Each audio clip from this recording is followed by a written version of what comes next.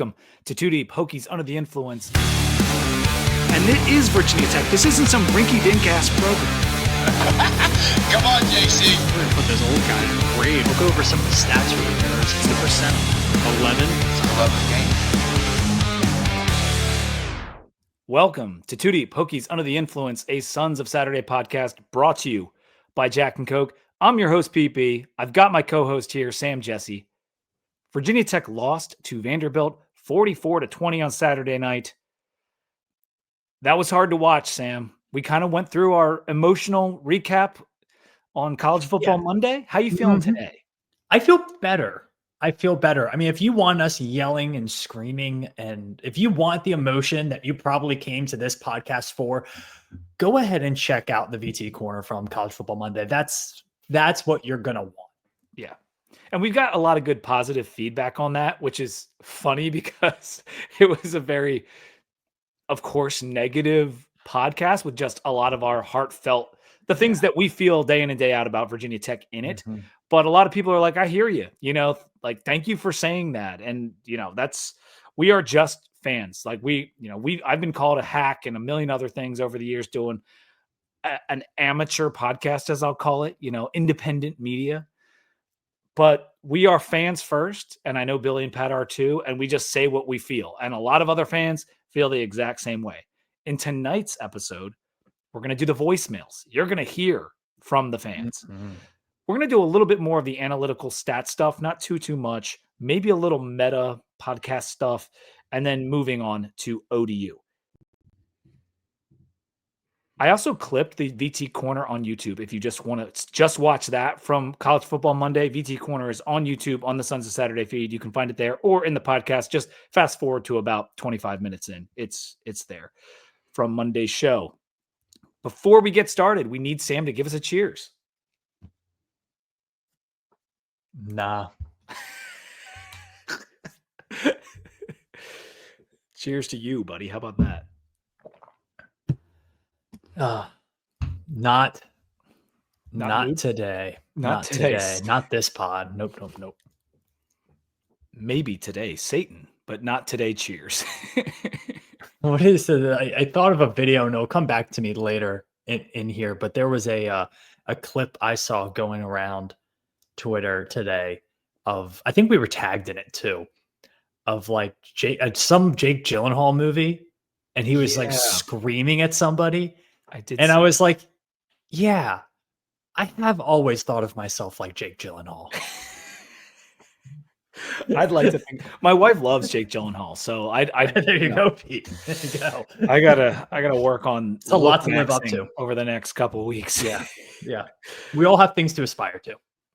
Depth chart injury update on the offensive line, which was a key Saturday night. Price said today there's no update on Garrett or Cunningham, but they are tough, and that if they can go at all, they will go. I'm paraphrasing, but that's what he said. Yeah, offensive line depth we knew was an issue coming into the season. It was a big enough issue that it was the main reason I knocked down my record prediction at the beginning of the year. If they have two guys down, it's like it gets really thin really quickly. Well, it's two guys down plus the top two reserves. So it's 4 out of 7. I mean, you're looking now at like who are your ninth, like who are your practice squad guys almost? Like who are your 9th and 10th guys? Because not only that, think about all the other guys in game prep who are being elevated in reps now. Mm-hmm. So now when you go, all right, let's, we got maroon team coming in now. All right, orange group, go in there. That orange group is guys like 11 through 14 are included in that. Yep. So that's something also to think about this. When a position group in particular is hit really hard, it can hurt practice. They will both play, hopefully, if they can. And with Meadows and Muskrat, who knows when we're going to get them back. Meadows wasn't dressed out for the game last week, and there was no update on them either. So they talked about ways to protect the quarterback if we're without him, like slide coverages, chip blocks, quick throws, all the stuff we didn't see on Saturday night. Yeah, basically do everything opposite of what you did Saturday night. But anyway, College Football Monday, already in your feed. We talked about it a little bit already. And tonight will be slightly more analytical and slightly less emotional, but you'll get a little bit of both. The Pick'em leaders, 3 people are in first place at 15-5. To fire or not to fire, Graham Bells and CDS7C is the username for one of them. But both to fire or not to fire and Graham Bells both went 9-1 last week. Impressive. Yeah. Impressive. I am stuff. 10-10. Okay. No worry. That's fine. We'll get there. It's fine. I think I'm in like 35th or 30th place, something like that. I think I'm like tied for 19th or something with like 20 other people. Okay. No, we're not. We're on the first page, I think, maybe. Or maybe I'm on the second page. We'll take first page. All right. Like and subscribe the video if you're watching. That is much appreciated. And the comments are always really appreciated. We've gotten a lot of comments and they help the algorithm find our video. So that is awesome of you to keep commenting. Quick game recap because everybody knows what happened. We were up 20-10 at the break thanks to some turnovers. Offense was looking competent. Then the second half started, and it was a total disaster. Couldn't score, couldn't stop them from scoring. 5 straight touchdowns for the Commodores. VT was blanked in the half. 44-20 is the final. Outgained by 300 yards in the second half. 34 unanswered points, 34-0 in the second half. It was tough. Before we get to our stories of the game, I want to play the voicemails for you guys. Good first half for our Hokies. He just needs to keep putting pressure on Pavia. Let's close this one out. See if we got the killer instinct in us or not. We're up 10 points. Defense has played pretty solid except for one missed assignment there where we let somebody sneak off deep. I know we can do it. Kyron's looking sharp. He's looking focused. He's looking comfortable in the pocket. And I think we're going to win this one. I think we are finally going to get that daggone monkey off our backs and beat this Garden Gnome and take home the dub. Let's do it, baby. Let's go Hokies. There's 2 minutes and 12 seconds left in this god-awful, forsaken fuck of a game. I am so mad at what has happened in this game. Well, I do not have the same tune I had earlier. I am highly discouraged, to say the least. It's my first time calling the reaction lines. The game just ended, and man, it feels bad to just not have hope anymore. I don't even know what to say. I don't have the words to say to describe how I'm feeling about what happened the second half of that game last night in Lane Stadium. I just got home, and I am still so disappointed by the game I just watched. That has to be the worst half of football that I have ever seen by the Hokies. I cannot believe what has happened to this sorry fucking excuse for a football program. I am completely dejected. Honestly, don't know what else to say other than that. Guys, I'm so discouraged. I've never felt this bad. I feel kind of numb to the pain that is going on right now because it's the same story all the time. And I think that's what scares me, is that this isn't even affecting me at this point. Sam, I think we called this when we were waiting in line, waiting to get our tickets scanned. I don't know which was worse, that experience or the second half. This was bad. I'm going on a power walk. I got me a backpack full of beers. That was terrible. I mean, I'm speechless at just how bad that second half was. Changes need to be made. This is a dark place. Short-term and long-term trajectory of Virginia Tech football is just in the dump. Prize done. How come all the Hokies fans are raging out here and we get nothing from him? I mean, can you step up and maybe grow a pair? I mean, what's going on? We have absolutely given up. The team has quit on Pry. He has got to go. Pry's gone. Witt's gone. I'm just going to repeat the words of Parker McCollum from his country song. Burn it down till it's ashes and smoke. Burn it down to their smoldering coals. Burn it down till I don't want you no more. Burn it down, baby. How can Brett Pry continue to hold his job like this? There's losses like this get coaches fired. There's no way he can continue to coach this team after that loss. When Brett Pry got hired as Virginia Tech's head coach, I said, who the fuck is that? And I was like, no, you know what? Maybe it'll work out. I talked myself into it. I had no idea who this guy was. He had no credentials for it, really. But I was like, you know what? Maybe it'll work out. You'll trust my instinct. This feels a lot like the end of the first summer vacation movie, National Lampoon's, when they go to the park and it's closed. And he says something good like, we buy his merchandise. We watch his shows. He fucking owes us. They owe us. So thankful I went to Tech between 2005 and 2009 because we were winning, and now it's just depressing. You cannot replace a legend. We have tried to hold on to the past. You have to move on. We don't have a future as a serious program, not for the next 5 years. I am absolutely positively fed up. I have tried for the last few years to be as positive as I could possibly be. I may not watch another down of Virginia Tech football the rest of the season. Who are you going to start at quarterback next week? I mean, if it's going to be drones, you're going to get what you've been getting. The Hokies are now the New York Jets. They haven't been relevant in decades, and the fan base keeps getting their heart ripped out each and every year. And that sums up what we saw on Saturday. Man, a lot of good calls in terms of just entertainment factor and feeling what you're feeling. Coach was prominent in there. A lot of F-bombs. I put my hands on my ears when we were listening, Sam. I should have told the audience earmuffs before that started. And that's my fault. Yeah. Well, I think if they kids in knew the what they car were signing up type for. thing. Yeah, I mean, it wasn't going to be good. I'll put explicit on the actual pod episode, but I will say this. First off, Mr. Hokie Hack, saw you in line. Always a pleasure, as always. It did take us almost 30 minutes to get in to the stadium. That was an absolute cluster. After we were promised that they were making improvements. Did you see the line of like the students and what that looked like before you get in? It was crazy looking.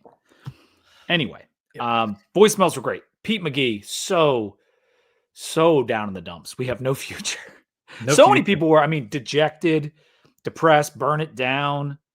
I don't know what I just watched. Worst half of football I've ever seen. And the worst part about listening to those voicemails, first of all, that was about 4 minutes. There's 20 more minutes that didn't make it, like on the cutting room floor, like record-setting weekend of calls, more than Vanderbilt last year, more than any other week I can remember. And imagine 20 people having the worst day of their year, of their fall, and then filling your voicemail box with those thoughts. It was hard for me to dissect through. It has been, and I think because after that game, when I was on the drive home, I really thought to myself, I was like, man, like I love doing what I do with Pete, with the Suns, and my work there with the website and all that. But I think I'm kind of like, I might tone it down a notch. I think I have talked more about Virginia Tech in the last 48 hours of my life and thought about it than maybe ever. I mean, it is, I've never seen our fan base so in line with the extreme point of view of burn it all down. I know. Like it is an overwhelming majority of people who are not burn it down, fire everybody people. It's the most unified we may have ever been. Because even when we were getting tired of Fuente, there was a sect of the fan base that was like, he's a good coach. Like he can still do this. Like, well, who's going to be better? That's not what's happening right now. No, it is. Again, unified is the word. And I think it's like disappointed. It's sad, but I think you have a fan base that has come to terms with reality about where this program is. I wanted to take just a quick sidestep before I get your story of the game, Sam, about just us doing this pod, because you brought it up and we've talked a ton. Like we're tired. I mean, we traveled to Atlanta, we're back. Like we're practically talking every day, it seems like. And I love this. And so do you. Like we do this because we love it. We don't make much money off this, despite having ad reads. Like we make a little bit of money. It's not a lot of money. And it's a labor of love, without a doubt. And fortunately, it's not our sole source of income. We both have real jobs. This is a hobby. But when the team loses in these very depressing ways, it hurts a lot of people. And not just in the silly sports way. It's bad for business. It's bad for the school. It's bad for the town, everything. And it's brutal because we literally have no control over it. Absolutely none. We do this primarily for the community aspect of it. Yep. To entertain, to inform, to have fun, and ultimately build community, to meet some people down in Atlanta like we did. which was so great. It's one of the best aspects of life is community, having friends. It's my favorite part about this is events like that. Favorite part. And when the team is bad, and not just bad, but historically bad, like it was on Saturday night, it destroys that. All the work that we put into this to cultivate a product that people actually want to listen to, which it's hard to do, gets crushed because a few men in polo shirts who make millions, by the way, suck at their job. And I said some of that last night, but when it comes to like the podcasting and community building, that's where it suffers so much when we have results like this. It really does. Yeah. I mean, you can, not to get too into the weeds here, but we'll do really good this week numbers wise, and we'll reach a lot of people. Next week, we will not, regardless of the outcome of the game, we will not. And that's not just because we're playing Old Dominion. It's because there are going to be people who tune out. And when you have a program that is so grassroots funded, like Virginia Tech is, because we failed to get major corporate sponsorships to help out this program. When you have people who lose interest like that, it's a large part of your business model that falls away. And so for us, like, look, this team could go 0-12 and we'll be here, right? Like we're in it. We've sat through this shit. We've come too far. We've come too far. We're in it. Don't you worry about that. But it is different when the product on the field is not something that you can be proud of. And that does change the tenor of these things. And it does change how I view Virginia Tech, college football, and Blacksburg and all that stuff. Not asking for a national champion every year, not asking for 10 wins every year. Heck, I'm not even asking for 8 wins every year. You're asking to be competitive and to be prideful and to put something on the field that you feel like represents you and in the community that you've built around this. And unfortunately, in that second half on Saturday, we did not see that. And that is a far too common occurrence over the last few years. And I've made my bed with this stuff. I've been doing this forever. Me and Rob have suffered through plenty of bad seasons, coming on here after tough losses, losing listeners because the team sucks. I'm used to it. It is what it is. It's still shitty, and our fans absolutely deserve better, as we said the other night. The way they love and support this team, people may disagree that we actually deserve something better, but fuck those people. VT is a beautiful place. Who cares? Who shows up? We absolutely deserve better. And if you can't give it to us, it's time to go. Because like you said, Sam, we're going to be here. But the coaches and administrators who can't get it done, they're going to be gone. Yep. All right. What's your story of the game? I would say do we want to get like into a little more X's and O's, because we've done the big picture emotional. Like, I would say my story of the game is that Virginia Tech's defensive front seven, and particularly I think the coaches, because there has been a good amount of turnover at the defensive line position, learned nothing from last year. Absolutely nothing. The same mistakes were made. The same bad reads were made. The same issues that they had last year, they had this year. It was without a doubt one of the worst defensive performances in Virginia Tech history. By far the worst performance at home in Virginia Tech history. It is the first time in modern Virginia Tech football that they did not force the other team to punt at all. Vanderbilt had a 61% success rate. That is, get ready for it, like the best success rate in college football since the beginning of 2023. Damn. They had 9.24 yards per play. That means every time they snapped the ball, they pretty much picked up a first down. Well, doesn't matter what it is, because I had our yards per play like 8 point something, but it doesn't matter. It is. I mean, it is without a doubt one of the worst Virginia Tech performances, and they somehow managed to screw it up in only 30 minutes because the first 30 minutes was fine. Like, right. The fact that they did that poorly in 30 minutes, I think, is what makes it worse. It's the 30 minutes of like the quickness with which we quit, which Virginia Tech as a program quitting on the field in the second half was my story of the game. That was the story. Shelton Moss called it a soul-crushing loss in his TKP article, and that feels accurate. It was soul-crushing. And the reason is because you encapsulated this perfectly on Monday. Like, this was a must-win with a sellout crowd. You had the lead, and it was everything was unmitigated disaster in the second half. It was a silver platter with the most delicious, chewy, ooey gooey chocolate chip cookies and a warm glass of milk. And it said, "Here you go, Brent Pry. Let me tuck you in for bed, get you that win you needed."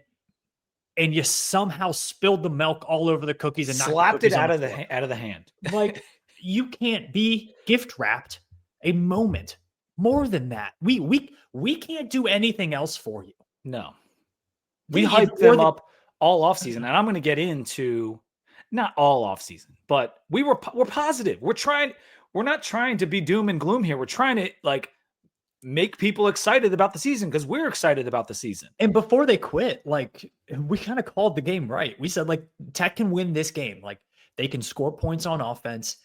They might not dominate defensively, but they're good enough to cause issues. We were right about that. And then it just stopped. We knew they were going to bring pressure with their linebackers. We knew that. And I know we had offensive line problems. We'll get into the offense a little bit more detail in a second, but it was just so devastating. And so many national pundits chimed in. I went over them the other night, but like the long story short is we're a punchline. Like, Virginia Tech is a national punchline on these podcasts, on television, on game day. Like, we are a punchline because all we are is Enter Sandman. That's all we are. Yep. Let's talk about the offense, Sam. One of the big factors in the collapse was the state of that offensive line. So Cunningham left the game. Garrett left the game, got banged up. We had to move guys around. Aiden Lynch was in there at right tackle. Rhoback had to be moved over to left tackle. And that group struggled mightily, obviously.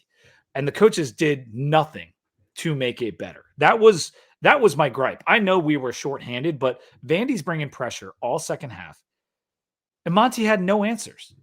Like we didn't do any of the things that Pry said we might do in the next game when Kyron was backing up and had no time to throw, and it just wasn't going well. Like, why weren't we just simply handing it off more or trying to do a read option or anything that would prevent loss of yardage?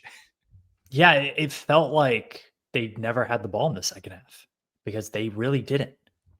You know, Virginia Tech ran 6 plays in about 20 minutes of game time in the second half. He had nothing. You know, they had the first drive where it was 4th and 2 inches. Right. I mean, he was short, but it was almost a gimme first down if UQB snuck it. And you punted it. And I know it was on your side of the field, but like, dude, everyone knew what was going to happen in that second half. I feel he said in post game, he's like, I didn't think second half would go that way. I did. It felt like that. It felt like it was coming, and this situational football thing that goes wrong in every game, that was it. Like, and what's annoying too is on like 4th and short, like that was the moment that everything turned bad. It was already starting. It was slipping. But when it starts to slip, you as a coach need to feel that moment and make the call. And like, he's incapable. And I felt like the end of the second half, they did handle that well too, because it was do not give Vanderbilt back the ball, because they get the kick for the second half, and you have to find a way to be either kicking your extra point or kicking a field goal as time expires. And they did that, and they did a great job of it. And then to then go out and be like, okay, we're only going to like halfway do situational football, right? Because they've been shitty in the red zone. Yeah. The 4th down decisions, I think they need to be more aggressive with it. You don't score any points when you punt. Dude, Kyron is running for 8.6 yards a carry at that point in the game. And he's 240 pounds and he can squat 500. And you don't want to go for it on 4th and this much? Like, it's a failure. That is a coaching failure. And it didn't cost us the game because Vandy probably gets the momentum, but it could have stemmed the tide, and you don't know what happens. I really felt like, and I turned to my brother-in-law at halftime. I said, I really feel like Virginia Tech needs 34 points to win this game. We haven't really gotten a stop yet. We got an interception on a rush play that their offensive line blew. Then we got a fumble. Those were the only 2 stops Virginia Tech had in the entire game. It's like, we probably need to get to 34. They did nothing after that. And they just didn't have the ball. And if they would have maybe executed one drive, that game probably goes a lot different. But they didn't do it. And the defense got out there and the defense was tired. And can we talk about that real quick? Sure. The tired. I'm so what he said today. I am so fed up with that, because you spent all last year, the number one excuse was conditioning. Number one. It was the number one thing we heard from Blacksburg. You make changes to strength and conditioning. You brag about it all off season. You brag about it. You brag about it. Game 2. Man, they over-rotated defensive players. So half of those Vanderbilt drives that were key plays on like 3rd and long and stuff, we had 3rd stringers in. Our defensive front 7 was half 3rd stringers for most of the second half. Yeah. I have no idea why. Like, they didn't play that's a gripe for me on defense. Like, what are you doing playing your backups that much? Play your best guys. So, and that leads to your point that you're about to say, is like, were they tired? They were rotating. He said almost exact quote, I didn't see any quit. I did think we could have been a little tired. Which throws Ferg under the bus, first of all. Second of all, it's bullshit because there was quit. The effort was simply not there. And the other failure was whoever's running the guys out there, which is probably Seifkis or another assistant coach. Why are you rotating so much? Gilliam and Copeland should be out there. Like, when it's nut cutting time, those guys should be out there. Yeah. I think that was a coaching failure, just that you cannot make. Let's go back to Kyron in the offense, because we were talking about we're going to be all over the place. I thought Kyron played the first half pretty well. He missed some throws in the first half, but overall I thought he played well. I thought they played to his system well. He hit some early short passes, ran the ball really well. I thought Terry and Stewart ran hard. I thought Hawkins ran hard. Offensive line is a big issue, though. Especially, I honestly think the run blocking might be worse than the pass protection. So, and that's saying something right now. So, but they need to figure out something there. At the same time, they need to run more. Like, because, yeah, they do. Because Kyron can't pass. And when we were running with him, we did a handful of design runs in the first half. I wouldn't say a lot, but we did a bunch. It was working. We moved right down the field. We ran it into the end zone. Like, that's exactly what I want this offense to be. And we kind of just stopped doing it. Now, I know there were other issues at play, like the offensive line and them starting to score a lot and all that kind of stuff. But at the end of the day, Kyron had 12, 13 carries, which a handful of those were sacks. We can't beat, I'm not sure if we can beat anyone, except for Wofford maybe, without him running more than 10 carries. Like, actual running, I'll count scrambles. I'm not counting sacks. I'm saying scrambles and designed runs, it needs to be over 10 for us to win any meaningful game. On design runs, he averaged 7 yards per carry, 10 carries, 70 yards, and a touchdown. Okay, so he did 10, and he had 70 yards on those 10. The next was Marcellus Hawkins, had 8 carries for 29 yards. And then you go down to Terry and Stewart, who had 3 carries for 10 yards. Look, yeah, we know he's not a good passer, and that's fine. His not going to the NFL. Is pretty horrific. We know that he's not going to the NFL. And under pressure, he's essentially the worst passer in FBS. And that's not me talking. That is the statistics talking. Like, when he's under pressure, there is like literally one FBS or power quarterback beneath him, and it's Calzada at Kentucky. Yeah. I mean, I think this has shown me that as a passer, he is much more of a he's much more of a mid-major quarterback as a passer. I think as a runner, he is still elite. I mean, you see it when he runs, it is, and when he gets a clean pocket, you see the flashes. And Price said it today. He talked about potential. Well, he's a 5th-year senior. Like, we're kind of out of time for we're done for potential. We're literally out of time for potential. But you do see the vision, right? Of course. And that's, I think, what makes it so. He's a giant, and he's got a cannon.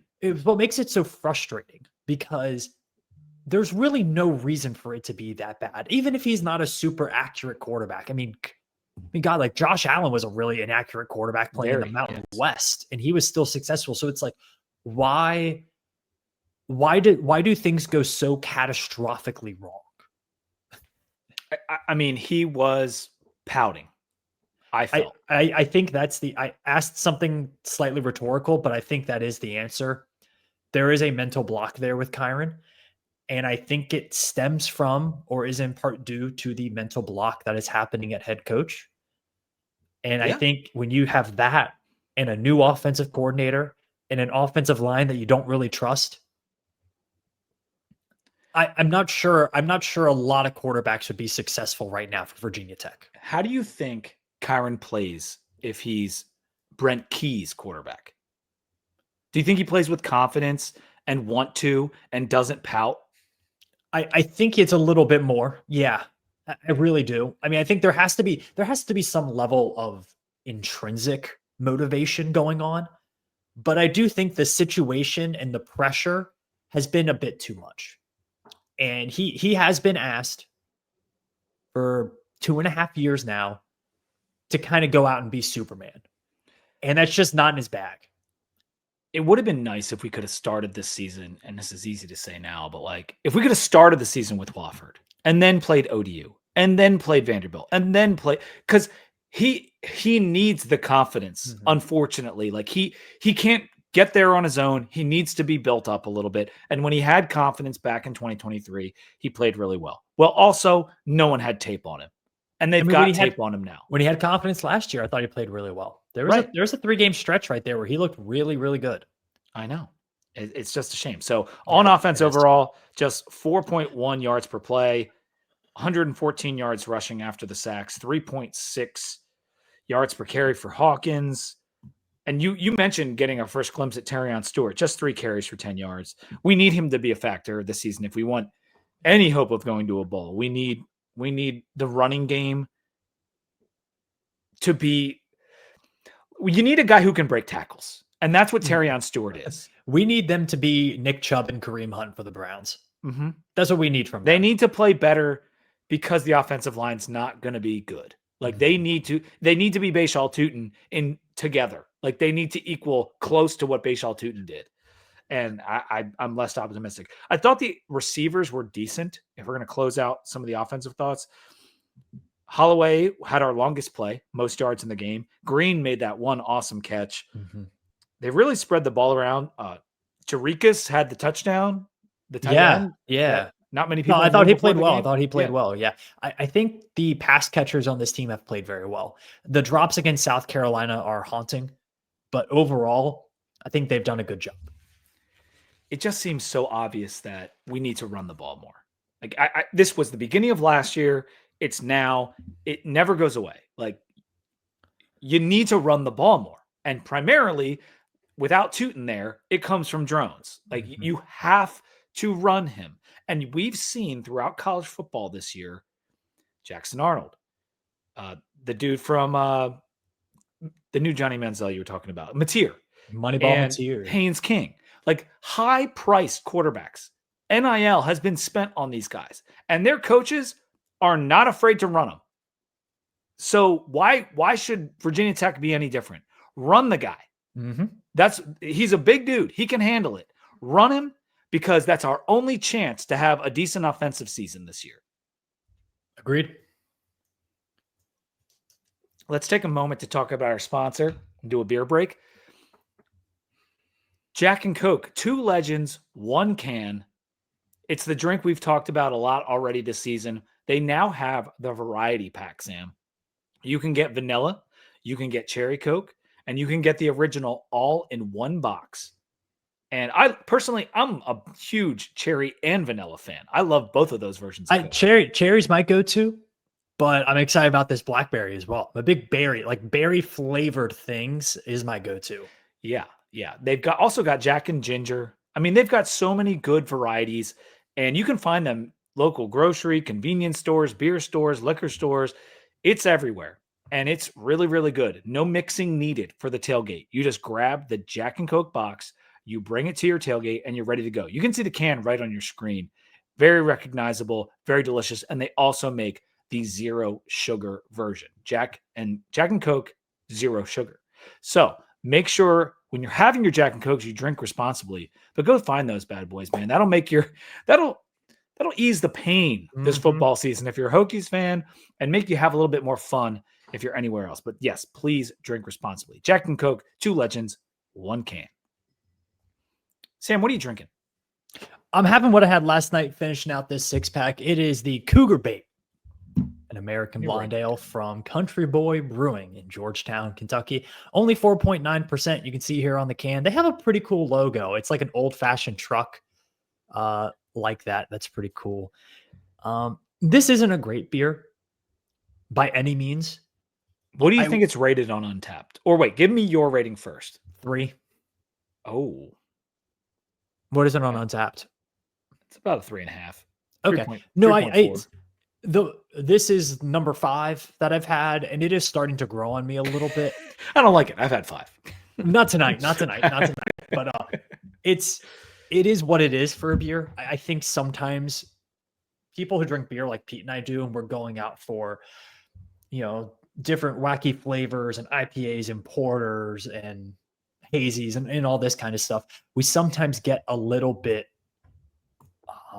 spoiled with the flavor of beer. And so when you go back to like a real American ale, it can sometimes be a little jarring. That's how this was for me. So if you are somebody who drinks predominantly light beer, you might like this. I'm not that guy, so it's not in my repertoire, but it was on sale. And that's my favorite part about it. Country Boy Brewing. I'm drinking. I have seen has good ones, but I don't want to trash them. Like I have seen on Untapped, they have some highly rated ones. I'm drinking the green. Yes, I'm doing my 3rd Treehouse in about 3 weeks. I deserve something good, so I'm doing this. It's not easy being a Hokie, and it's not easy being green. And this beer is phenomenal. It's 4.4 on Untapped. I will go 4.5. It's a double. Well, it's 7.5, so I guess it's not technically a full-blown double, but it is juicy. Notes of pineapple, orange sorbet, tangerine. But it does have like kind of an intense hop like punch despite, I mean, look at this thing. That is, it looks like butterbeer from Harry Potter. It's very good. It is very, very good. The green from Treehouse, it's been one of their standards for a long time. Not as good as the Julius, in my opinion, but it is pretty awesome. So let's move to the defense. We've already said a little bit. We're not going to do too much here. 270 rush yards allowed, 8.6 yards per play given up. Yeah, that's what I had. I had 8.6 on there, but 7.1 yards per carry for Vanderbilt, which was tough. And Pavia was dealing in the second half, man. Dude, Receivers were making plays. They were bulldozing us. It was ugly. And, Virginia Tech got him to make the mistake that he doesn't normally make with that first interception. I mean, you got that from him, but Virginia Tech made this game. I don't want to take away from Diego Pavia, but Virginia Tech made this game really easy for him. He was either throwing to a wide open slant or fade route. And I think Tech did a decent job on the fade routes. It took some great catches from Vanderbilt to complete any of those. He had his best catcher in Eli Stowers was wide open on a busted coverage for a touchdown. Other than that, he could pick what he wanted to do. If he wanted to hand the ball off for 10 yards on the dive, he could get that. If he wanted to pull it and run himself for 10 yards, if he wanted to pitch it to somebody, then pancake one of our defensive backs on a block, he could do that. He really could do whatever he wanted to. It was, without a doubt, the most piss-poor, pathetic defensive performance that I've ever seen from anybody wearing orange and maroon. It was abysmal stuff, man. It was horrific. I mean, players actively running away from the player with the ball. That wasn't a crazy good offensive line either. No, it's not. That's all portal dudes on that offensive line, just blasting us. They will average 22 to 25, 26 points per game this year. The second half numbers were some of the worst we've ever seen. We've already been over it. Disgusting levels of scheme and effort in this. Just disgusting. It was so bad that Vandy turned it over twice, had a ton of penalties, and still killed us. They played a terrible game, and they won 44-20.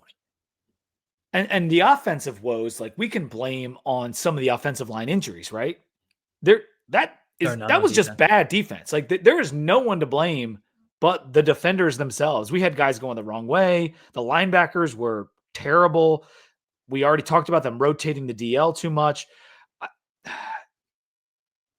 Safeties didn't come up and run defense. Safeties were sitting back 15 corners yards waiting for were not good. Guys getting beat left and right. It was a lot like last year against Vanderbilt, to be honest. I think there is a serious issue with how Virginia Tech is teaching option defense and with how they are teaching the eyes of their defenders, because there are some new players, but there are some constants. And when you have, and people have joked about this, we have more linebacker coaches than linebackers on the team. Yep. And they have failed miserably at preparing. Years. It's not these the players types of at this offenses. point. It's not the players. I mean, there were instances where Virginia Tech was so outnumbered that Diego Pavia actually didn't know what to do. He didn't know which option to take because they were all wide open. It was Price said there were 11 different things that caused trouble for us on defense. Yeah, the 11 players on defense. What do you mean there was 11? That is so good, dude. I mean, what else is it going to be? It was terrible. Nobody had a good game. Oh my God. Now I'm wondering if that's what he meant.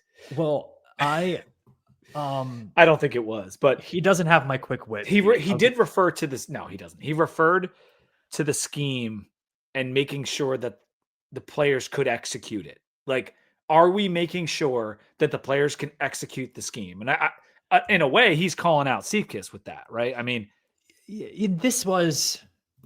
I have 2 points to make on the defense, and then I'm done. And I'm glad you brought that up, because this is kind of like the worst style of offense to play with the base style of defense that Virginia Tech wants to play under Seifkiss. Virginia Tech under Seifkiss wants to play against a modern passing offense. And this is a two tight end set consistently, multiple options, attacking up the middle on runs. It is not what this Virginia Tech defense is going to be good at this year. Well, I think that's a reason where I think that's a reason why you saw the dichotomy between the first game and the second game. ODU ain't running no normal. We'll get there. We will get there, Pete. So Michael Short led us in tackles with 11. He had a tackle for loss. Woodson had 9 tackles in a hurry. I don't know. I'm just trying to close this thing out. I'm going to give Seifkiss a little bit of a break because it is his, second game here. He was hired after, we couldn't find somebody. And there's a lot of defensive transfers, like a lot more than they're dealing with on offense. And so I am sympathetic to him. I am not sympathetic to all the coaches that have been here. If you look at, we talked, pregame about this, the areas that Virginia Tech's defense needed to be good at, right? You need to be good with your eyes. You need to dominate the interior. You need to be able to take away that dive, and then you need to play your assignment on the option outside. Virginia Tech did neither of those. If you look at the starting defensive ends, you have a MAC transfer who is playing a new position for the first time, and you have another mid-major transfer who did not play all of last year due to injury. All right, they were both bad in this game. That was probably predictable. Mm-hmm. On the interior, you kept rotating guys. So at points when you had critical downs, you had your third stringers in there. And most of those guys were either FCS transfers or mid-major transfers that were rotational players at said mid-major schools. And then you go to linebacker, and you have one player who has chronically, for years and years, not been able to play his assignment on a down-to-down basis. And the other one had a pretty substantial off-the-field issue to start the season that is still looming over his head. So it is not super surprising that the Virginia Tech front seven failed miserably in this game. Yeah. I know. Like, whenever we preview this stuff, it's always like best case scenario. And then like that's kind of what you deem as the scenario, right? Like, because we're optimists, and that's what a lot of this comes back to. It's the same stuff I was talking about with the podcast stuff. And just to finally do the takeaways and close this out, like in retrospect, Sam, hindsight 2020, it was too much change, too many moving pieces for this staff to get these guys ready to play against two quality opponents. Like it was maybe for a more capable staff, it was possible, but not this staff. And that's where I made my miscalculation in my record prediction. Pry is utterly and unequivocally not the guy. Like there's no debate. He has effectively done at Virginia Tech. We want to make that clear. That is our opinion. And I said last week on my disappointment in the South Carolina game was because my expectations for Kyron were more than what he put out there. The offense I expected more from. At times we looked undisciplined, sloppy, mistake-filled football, all the stuff we've seen, and it was a missed opportunity. And this game was all of that and more, and the defense was bad too. And so to lose like this when you have to have it, like that's like a fireable offense in it of itself. And then you add on like 16-23 and 1-12 in one score games and 0 against out of conference power teams. And you said the thing about blowing eight touchdown leads in the second half. 8 touchdown leads blown in the second half. Yep. So we know what the end game is here, but my record prediction was so wrong because I predicted 8-4. It could still happen, Pete. Potentially. Technically, it's possible because it was based on normal college football projection, stuff that we follow around the country, all the teams, and following Tech all these years. It's based on having an average head coach that can improve with an upgraded staff. But it doesn't work if the head coach is awful. Yeah. It is over from Brent Pye. It is over. He is a very, very bad coach. Good guy, bad coach. And he does a lot of things well. I think he built a decent roster. But when it comes to game day, he is terrible. Yep. And that's what it boils down to is the product on the field. I think we talk, especially at Sons of Saturday, where we pride ourselves on being the voice of the fans in that community, right? So we talk about a lot of things, about how long it takes to get into a game on the tickets and the game day atmosphere and the tailgating and the uniforms and all that. At the end of the day, none of that matters compared to the scoreboard. Right.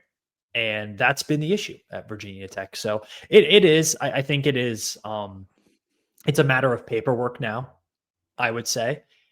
And as we move on to this Old Dominion game, I think you are looking at how do we salvage something from this situation? I think that's the mentality. It's less about going out and achieving a goal, because I don't know if that's a realistic expectation right now with what we've seen so far. That might change in a few weeks. That might change. But right now it's about salvaging something to keep this train on the tracks before it gets nasty. Things can happen quickly, Sam. It took 6 days for our season to be ruined. 6 days. But for the rest of the season, it's going to come down to like the offense and the defense hopefully needing just more time to gel. And they will slowly improve, and we won't have a complete like dumpster floating down the river situation going here. Like, what I'm worried about is losing the guys mentally before they can gel, right? Like I am worried about the mental state in the locker room, and that'll bring us to ODU. Saturday, 9/13, 7 p.m. on ACC Network. We notably canceled the rest of the games in Norfolk this season. Or I should say in the series just before the season. In August, we canceled all the rest of the games in Norfolk. We are still playing the games in Blacksburg, which is music to Hokies fans' ears. However, is this extra motivation for Ricky Ronnie? You could say that. I don't know how much that actually plays into it, especially when these players aren't going to be playing in those games.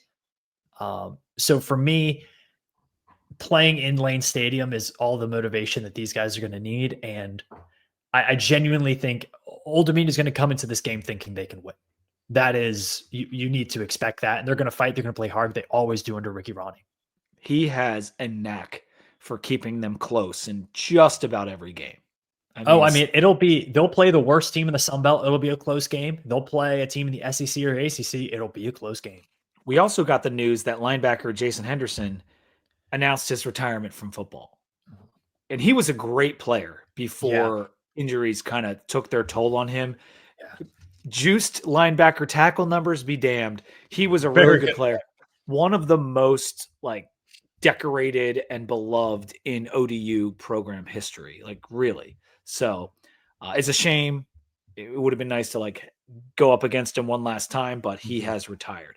In the FPI, ODU is 72nd. Virginia Tech is 60th after a big drop. In the SP Plus, they are 93rd. Virginia Tech is 74th.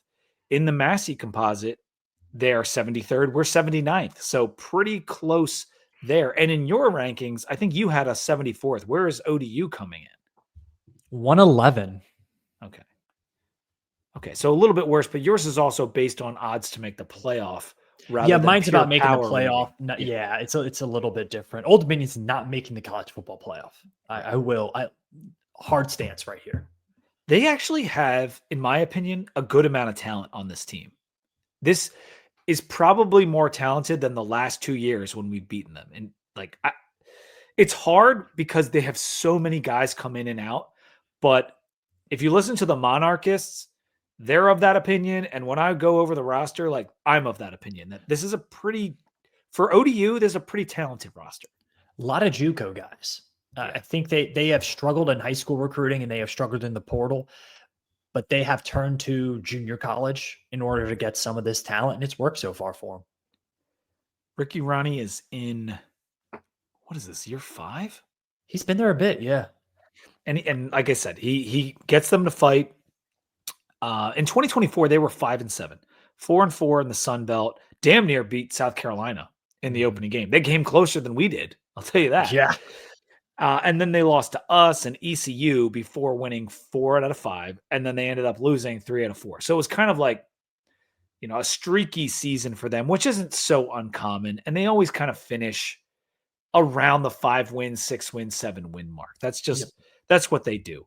So far this year, they played Indiana and they were respectable. They covered the spread. They lost 27-14, a game where quarterback Colton Joseph for ODU ran for 179 yards and 2 touchdowns and had a 78-yarder that went into that. But he had 100 yards besides the 78. The very first offensive snap of the year, he took a read option and no one – I mean, if you think Virginia Tech's eyes were bad against Vanderbilt, Indiana struggled on this too.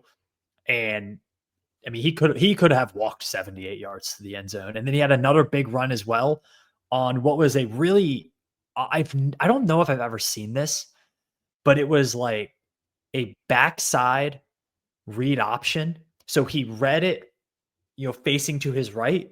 He rode the running back, and then he like almost naked boot went around the left. No one was there. It was crazy. I don't think I've ever seen it, like a naked boot read option like that. But he can run. He's very good at knowing when to pull it and when to hand it off.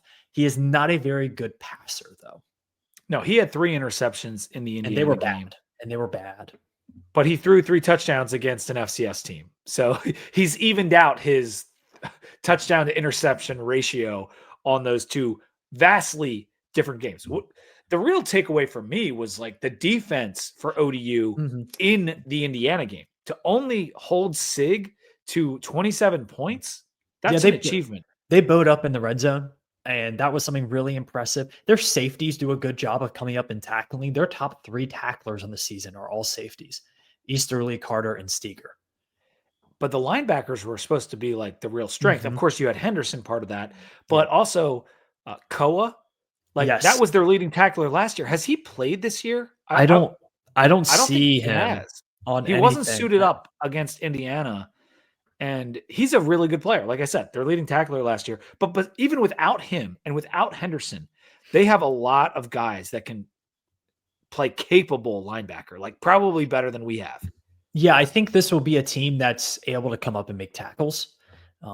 This isn't a mid-major team that you're going to run through a bunch of arm tackles on. They're going to be able to tackle. I think it's going to be important for Virginia Tech's offense to challenge their corners and win some of those one-on-one battles like they did against South Carolina.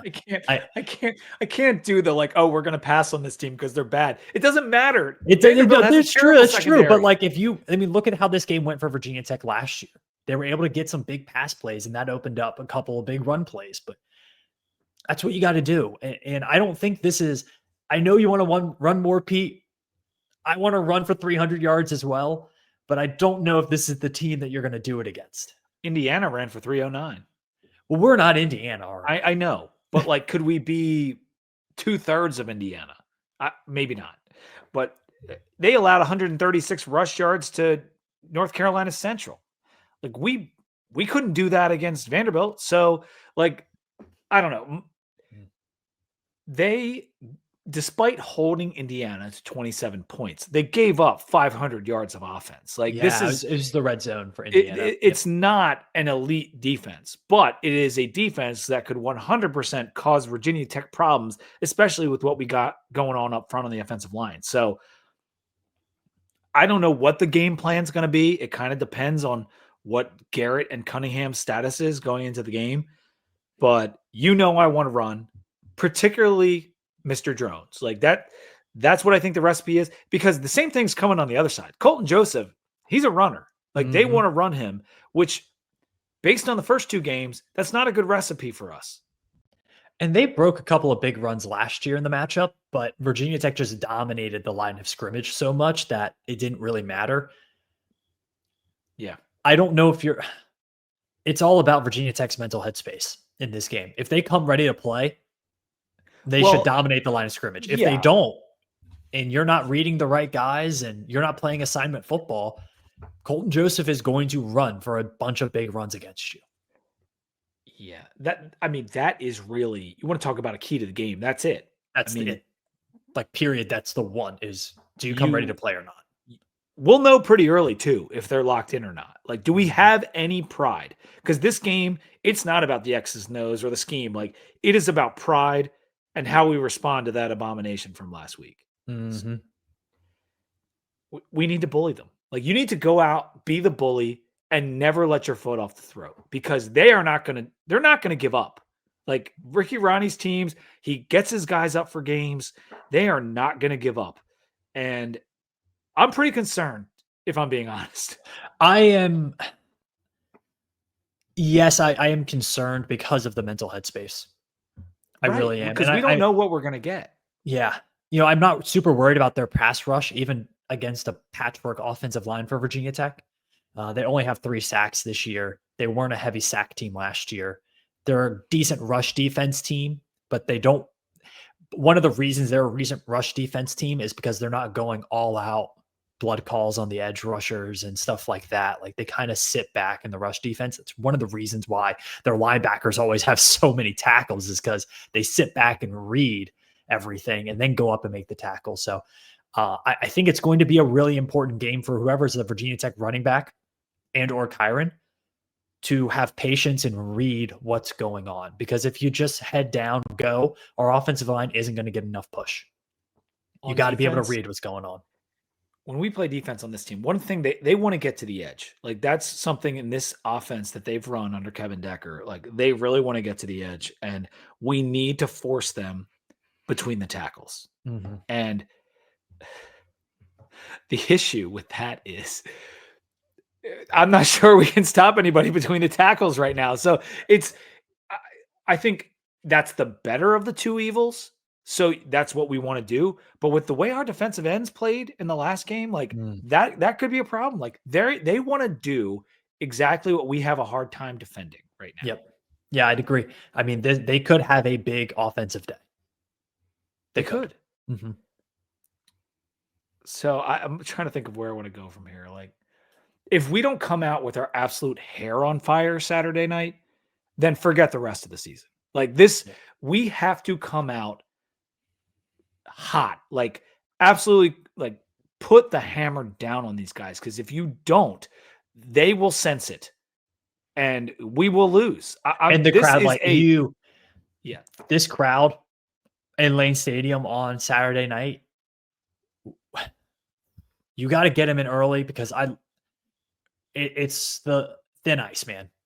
thin ice. And if this starts going south, the Boo Birds are going to come out and you're Mhm. going to get people streaming for the exits because they're fed up.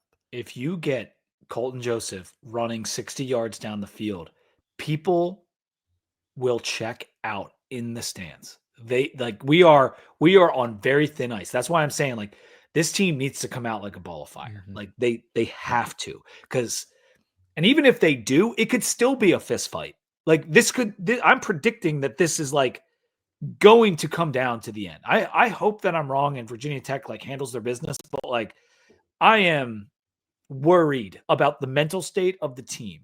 If they respond the way they should, when teams have their back up against the wall, typically they respond. And like, there was nothing more embarrassing than what happened on Saturday night. So, like, in college football, what we see is teams bow up and play hard after that.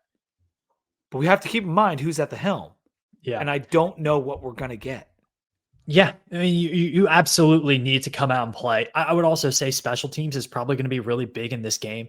Preseason, I called it. This Tucker Holloway is going to have a punt return touchdown in this game. I'm sticking with it. Nice. I think Virginia Tech needs to be able to dominate special teams in this game because I don't trust the offense enough and I don't trust the defense enough. You're going to have to find some X factor in this game that you have sole control over. And I think a guy like Tucker Holloway returning punts is going. If you force them to punt, that would be nice. That's an important first start in that. But if you have a chance for a kickoff return, go for it. If you have a chance for a punt return, set it up, go for it. If you're 52 yards away and it's like, yeah, just kick the field goal because John Love's amazing. Like, utilize the individual skill talent when you can. Because if Tucker Holloway gets an inch of daylight, there's nobody on ODU special teams that can tackle him. Yeah. Nobody. If Thomas Williams is back there and his speed, full speed, going down after a kick return, he's going to make a big play. John Love is the best player on the damn team. So you might as well just let him kick it once you cross the 40-yard line.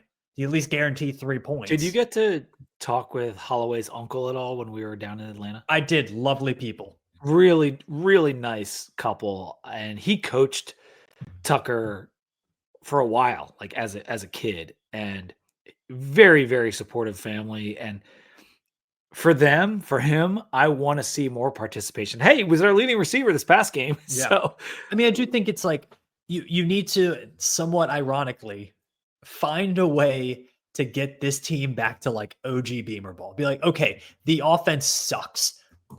Come to terms with that.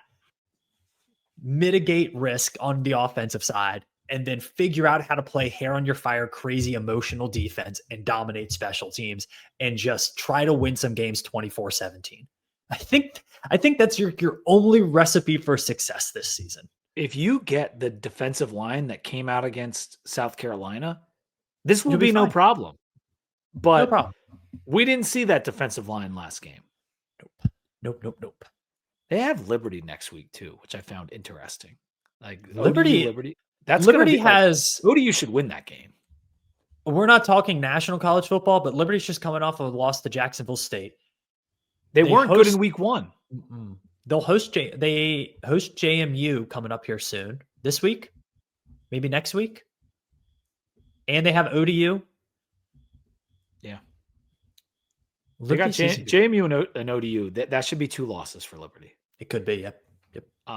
Virginia Tech. If there's one team I hate worse than ODU and JMU, it's Virginia Tech. Oh, what? no, it is Liberty. The line is 7.5 if anyone cares, but I just want to put that out there. Two Deep Hokies Under the Influence is brought to you by Rhoback. You guys know Rhoback, the performance activewear designed for those who crave activity. They have the new Sandman. They've got the TV logo polo. They've got the game day Commonwealth. They've got them all. They also have so many colleges in their repertoire these days. They also have hoodies, tees, quarter zips. It's not just about the polos. They've got so many good things. Joggers, tennis skirts, all the activewear you need to live the lifestyle you want. And you're a mover and a shaker. So grab yourself some Rhoback and use code 2DEEPVT when you load up your cart, because you're going to get 20% off your order. If you've already used that code, use it again with a new email. What are you doing? This is easy. 20%. TWODEEPVT. TWODEEPVT. All one word, all caps, baby. Use that code, get 20% off Rhoback Crave activity. Picks. Want to do some picks from the let's the do some pick'em? picks. Let's do some picks. These are pick'em lines. Directly, you're going to hear what me and Sam are picking as of today. Wisconsin and Alabama is in the pick'em. A clash of red big-time schools, minus 20.5 for Alabama. They are the favorites. Yeah, I'm going Alabama. You liked what you saw from Ty Simpson. I did, and I think Kalen DeBoer is in a spot where if he has an opportunity to blow out a team, he absolutely has to take it. And I'm going to bet on that. And it's in Tuscaloosa. And Wisconsin hasn't looked particularly good either. So there's a chance this game is like 38-7. I'm taking Bama as well. Oklahoma at Temple. This is my special game of the week because I will be down there. Oklahoma, 24.5-point favorites in Philadelphia. What are you thinking, Sam? I'm thinking Oklahoma. I think you're crazy. Temple give you the Owls. Temple Owl. T for Temple U. University is going to get it done. That is a real cheer by them, by the way. That is classy. I think we need to take Temple. Casey Keeler, really good football coach. Good coach. Formerly University of Delaware guy. That's why I like Casey so much. I think this is going to be a rude awakening physically for them. If you look at their first two opponents, they got to come down from the Michigan game, though. Oklahoma does. Like, how many times did Virginia Tech go up to Philly for the Temple game and it not go the way we thought it was going to go? Do you remember like the turf at the Eagles Stadium was like that mint green? It was like bright, like bright mint green. You're right. Hilarious. And just cement underneath. Yep. UGA at Tennessee, a real game for you guys. Big game. Yeah. 6.5-point favorites are the Volunteers in Rocky Top. I'll go first. Give me UGA. You said Georgia's 6.5-point favorites, right? Yes. Okay. Give me Rocky Top at home. One of the best home field advantages in college football over the last couple of years. Really, I just am not sold on this Georgia offense right now. They do have a lot of new pieces. They have a lot of talented pieces, but give me the points at home in that gaudy, awful orange. Yeah. I mean, it's the reason I'm taking Georgia is because like Tennessee could easily cover this game. Both their starting corners are out. And I'm not the biggest Gunnar Stockton guy. Neither is Bud Elliott. He's always like hating on him on cover 3. But I feel like this is like Georgia didn't play well last week. And I think it gives Kirby enough ammunition to be like, let's go in there and win by a touchdown. That's all they have to do to cover this. Beavs at Texas Tech. This is the Sam Jesse special. Oh, I do love my Beavers, but I'm going to go with the Red Raiders in this one. Another team that I think is playing for style points. And Oregon State has just been abysmal, man. They're not good. I think they had some veteran guys that stuck on last year to help with that transition from the Pac-12 to the Pac-2. They've lost those guys. They've had a tough time replacing them. Texas Tech, they're playing for style points here. Yeah, I think this is a Texas Tech cover. It's 24.5. I'm taking Texas Tech. USF at Miami, big game. In the pick'em, it's only 16.5. A lot of books have it at 17.5, but we're picking at 16.5. And if you're telling me it's 16, second road game in a row for USF, I'm taking Miami. I think they can win by 17. I really want to go USF, but I am going to go with Miami. I think this is a massive letdown spot for USF. I think Miami didn't really have to do much last week. And you're looking at a team in Miami that has a lot of dynamic playmakers. I think more than Florida does, honestly, on the outside. And you're looking at a quarterback who has actually practiced over the last 2 years. And has a good offensive line. Give me Miami in this one. I think this will be it'll be like close game. And then the fourth quarter, Miami outscores them 17-0 and wins by 20. I will be sweating this spread into the second half For sure. I'm not betting this spread. Like as on my actual card, Yeah. this is like as on my actual card. Yeah. This is a stay away game for me. You had a good week last week. You know, it's not about having one good week. We want to stack good weeks, but we're on to next week. We're on to week 3. Drive for 25 units. The drive for 25. Yep. Florida at LSU is the last game from the pick'em we'll talk about. LSU 6.5 point favorites in Death Valley. This is actually a little bit more challenging than I thought it would be, because does Florida get the back against the wall game? Yeah, and LSU, I feel like the idea of LSU dominates this game, but we have seen over the past couple years, and even under Brian Kelly, that they sometimes will just not really play defense one game. And if you don't do it in this one, you might be in some trouble. And they have offensive line issues too. Yeah, so I'm going to go with LSU at home. But again, a scary one to bet here because of the spot for Florida. Florida is in, it's crazy to say this in week 3, but they are in a must-win situation here over the next couple weeks to keep this rolling with Billy Napier and to keep their playoff hopes alive. I'm going to take Florida. LSU is going to win the game, but I'm going to take Florida to stay within the number. I'm going to take the Tigers. The Tigers. All right. Clemson at Georgia Tech. These aren't in the pick'em. This is just games. Clemson at Georgia Tech. Georgia Tech 9.5 point underdogs. Great game. A&M at Notre Dame. 6.5 point favorites are Notre Dame. I think Notre Dame takes care of business in that one. I know you like Texas A&M. They're in your playoff. So do you think they get that? I'm going to go with the Aggies. I think they're just the more talented team. Okay. I think we are underselling how good their 2 results have been against a good Texas San Antonio team and a good Utah State team. They dominated those games. Were able to play some backups. I think Texas A&M does have a Utah little. State was a little. Well, that's a Bronco Mendenhall team. Let's give him some respect. But I'll say this: they do have some injuries, but their depth on the defensive and offensive lines, I think, can match Notre Dame, similar to how Miami did. Give me the Aggies in this one. I want to see the atmosphere for that game in South Bend. Like that's going to be hype. That's going to be cool.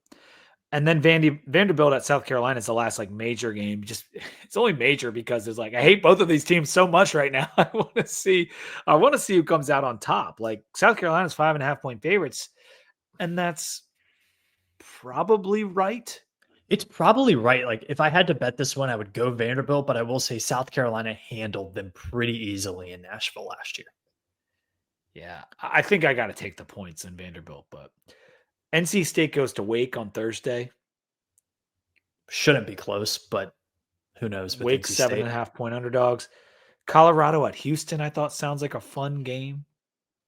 A lot of people are high on Houston. I'm not as high on Houston. Colorado has some question marks. I like Houston. I like Houston a lot. I'm one of those people. It's a spot for Houston. That's a long travel too. It's a Friday night game. Boulder to Houston.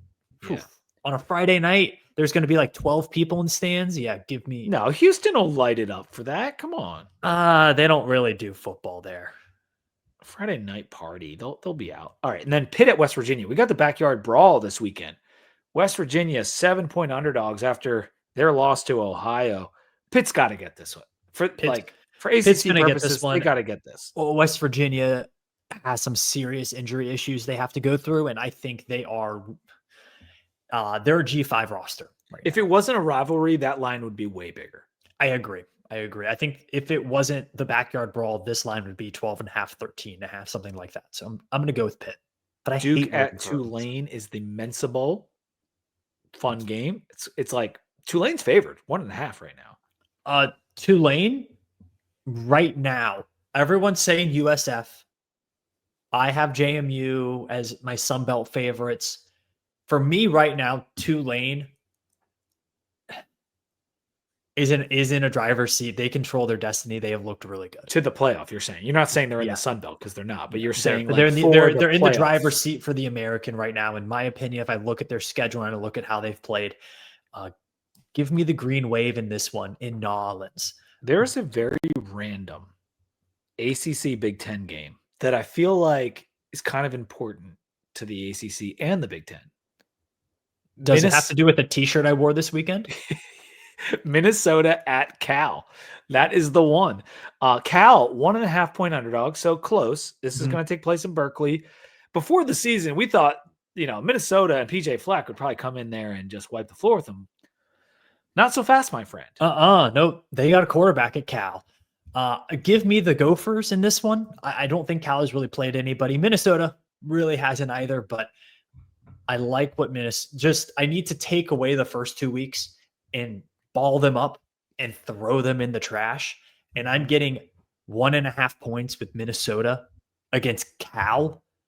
Give me the Gophers. Yeah, I mean, it seems like an easy pick from a betting standpoint, but does that line stink to you at all? It stinks a little bit. It stinks a little bit. It stinks like a Midwestern casserole stinks. You still want to eat it though. And then BC at Stanford is the last one. I don't know why I'm still naming games, but this is the last one. Disgusting. What are they going to do? Have a quiz bowl? Didn't they just go to Michigan State? Like, this is a tough back-to-back. That's a lot of travel for BC. And they are 12.5-point favorites. I think they'll win because the Stanford quarterback is so terrible. He's a doctor, though. So is he MD, JD? Because years ago, Sam, I went to Stanford. My girlfriend at the time had some friends that were in school, and they were JDs in school for MD, whatever. Super smart kids, super smart kids.